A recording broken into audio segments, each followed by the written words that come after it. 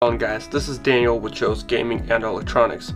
I'll be replacing the spine on an Ultimate UE Megaboom. If this repair is too difficult, you can always send it into our repair center to be repaired by a professional.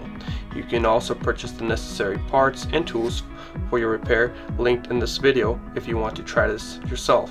So let's begin. I'll be using these tools here, which you can also find on our website linked in this video. To start the process, you flip the speaker over to the charge port side and you start prying up the spine right about here. Once you have that pried up, you can start working down the spine.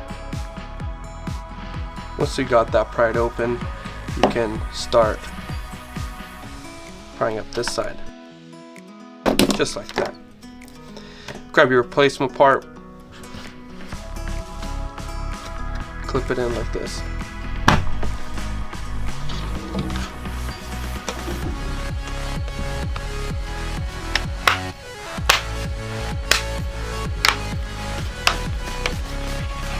And there you have it.